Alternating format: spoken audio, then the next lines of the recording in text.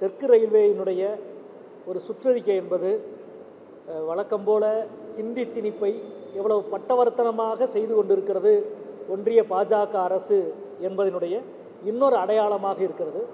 நீங்கள் பார்த்திருப்பீர்கள், கடந்த வாரம் நம்முடைய தெற்கு ரயில்வேயினுடைய பதவி உயர்வுக்கான ஒரு தேர்வு நடைபெற்றது. ஊழியர்களுடைய அலுவலர்களினுடைய பதவி உயர்வு தேர்வு.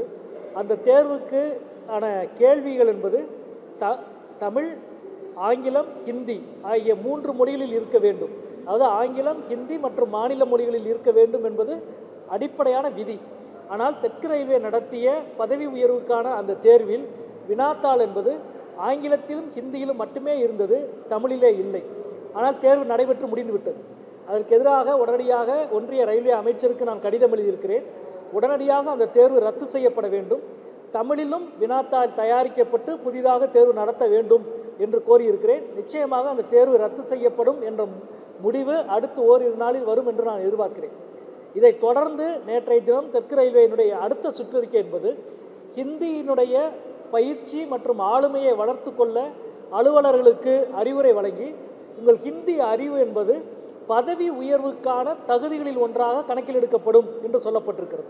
அதாவது நீங்கள் ஹிந்தியை கற்றுக்கிட்டிங்கன்னா உங்களுடைய ப்ரமோஷன், உங்களுடைய பதவி உயர்வுக்கு அது ஒரு தகுதியாக கணக்கில் எடுத்துக்கொள்ளப்படும் என்பது பட்டவர்த்தனமாக ஹிந்தி திணிப்பை எல்லா வகையிலும் மேற்கொள்வதனுடைய இன்னொரு அடையாளம் தான்.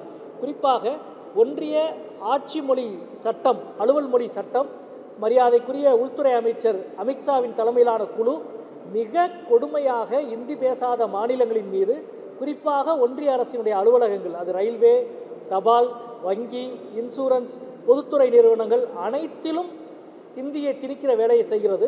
ஆனால் தமிழ்நாடு அதுக்கு விதிவிலக்கு பெற்ற மாநிலம். ஆட்சி மொழி சட்டத்தில் விதிவிலக்கு பெற்ற ஒரே இந்திய மாநிலம் தமிழ்நாடு. எனவே தான் ஒன்றிய அரசு அலுவலகங்களில் இருக்கிற ஹிந்தி செல்கள் உடனடியாக கலைக்கப்பட வேண்டும் என்று நாம் சொல்லுகிறோம். இன்றைக்கு தெற்கு ரயில்வேயினுடைய இந்த சுற்றறிக்கை வாபஸ் பெற வேண்டும். இதற்கு மிக கடுமையான நம்முடைய கண்டனத்தை பதிவு செய்கிறேன். இன்னும் சொல்லப்போனால் மொழி பிரச்சனை என்பது வெறும் அலுவலர் சம்பந்தப்பட்ட பிரச்சனை மட்டுமல்ல. சமீப காலங்களில் ரயில்வேயில் நடைபெற்ற பல விபத்துக்களுக்கு மிக முக்கியமான காரணமாக இருப்பது அந்த மாநில மொழி அறிவு அற்ற ஊழியர்களாக சிலர் இருப்பது காரணம். எனவே மாநில மொழி அறிவு என்பது மிக மிக முக்கியமானது. எனவே ஹிந்தி திணிப்பை அறவே கைவிட வேண்டும் என்பதை நான் கேட்டுக்கொள்கிறேன்.